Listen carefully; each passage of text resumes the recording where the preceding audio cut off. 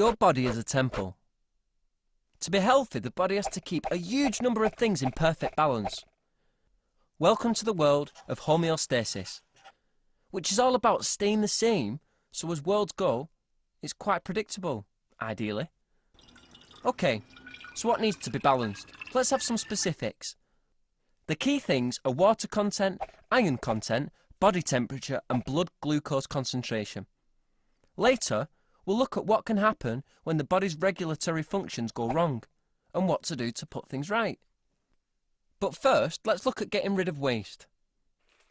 Unlike your bedroom or my house, the body cannot tolerate a build-up of waste.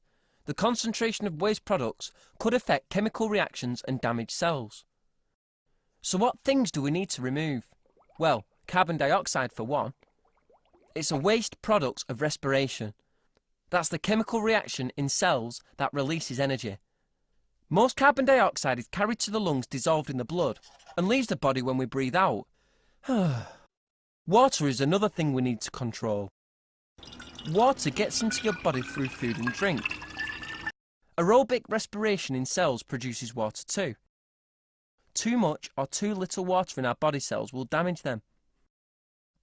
Although I think this fella's broken anyway. We all know what happens when we drink a lot. We dash off to the toilet. But the way to say this in the exam is, the kidneys respond to higher levels of water in the blood plasma by producing a larger volume of urine, which is also more dilute. Yes, the kidneys. Very important organs, those. What do? They filter out small molecules from the blood, water, salts, glucose and urea. They take everything out, but then they put some of it back.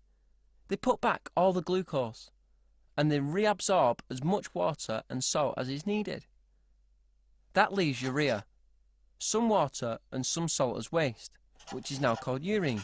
Not because we don't like it, that's just its name. Urine is stored temporarily in the bladder, ready to make you panic when you're stuck on the bus. Dilute urine means the kidneys have got rid of a lot of excess water. Dark concentrated urine means the water level in the blood plasma is low, so that the kidneys have not filtered much of it out. Urine concentration changes depending on external temperature, exercise levels and the intake of fluids and salt. So now you know how to achieve exciting variations in urine colour. You also lose water when you breathe out and in your faeces. But there is another mechanism for removing water from the body. That most elegant of body functions.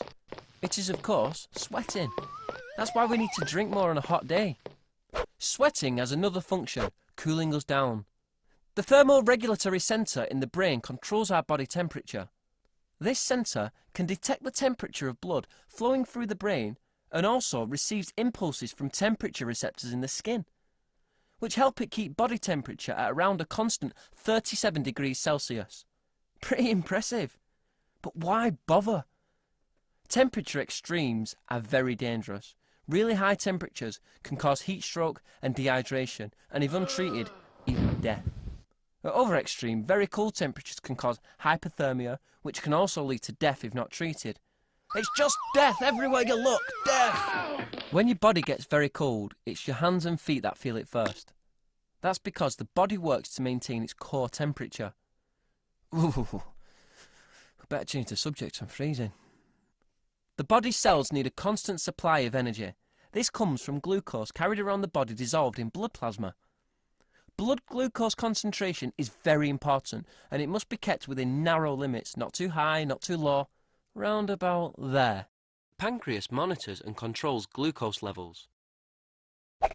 The pancreas produces a hormone called insulin. Insulin causes glucose to move from the blood into the cells. When blood glucose is too high, more insulin is released. This means more glucose moves into cells, reducing the blood glucose level. When blood glucose is too low, less insulin is released.